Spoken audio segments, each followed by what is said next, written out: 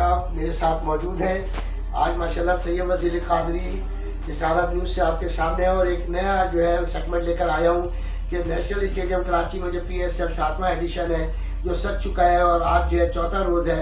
माशाल्लाह हुकूमत सिंध का जो ये शोबा सेहत है और रिहेबिलिटेशन वो इतना ज़बरदस्त काम करता है हमेशा की तरह, और आज भी इन्होंने जो है वो देखिए कि कितना अच्छा है यानी कि सारा इंतज़ाम किया हुआ है और पूरी डिटेल इन्होंने बताई है।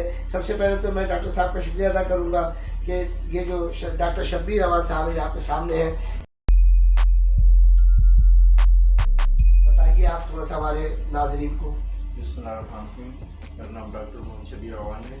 हमारी यूनिट सिंध के मुख्तलिफ अजला में काम कर रहे हैं।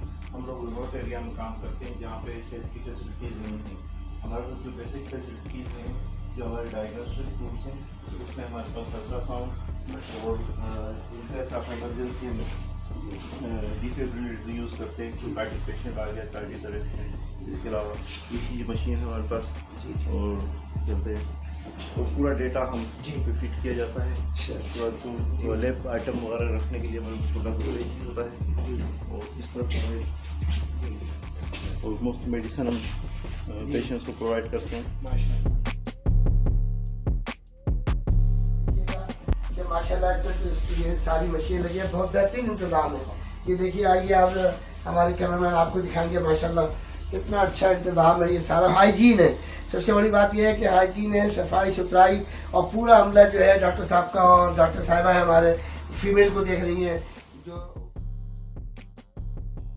नुसरत अंसारी साहिबा, वो भी ज़बरदस्त काम कर रही हैं। और हम आपको बताना चलें कि पहले दिन जो है पेशेंट आए थे वो 49 आए थे, दूसरे दिन 57 आए, तीसरे दिन 51 आए और चौथे दिन 40 आए। और मुझे यहाँ ये पता चला कि हमारे जो खिलाड़ी हैं उनका भी यानी कि जो इस वक्त लीग में मौजूद है उनकी कोई इमरजेंसी हो जाती है तो ये बाकायदा मोबाइल सर्विस अंदर गई और वहाँ पर जो है खिदमत हवाले की है। और मैं समझता हूँ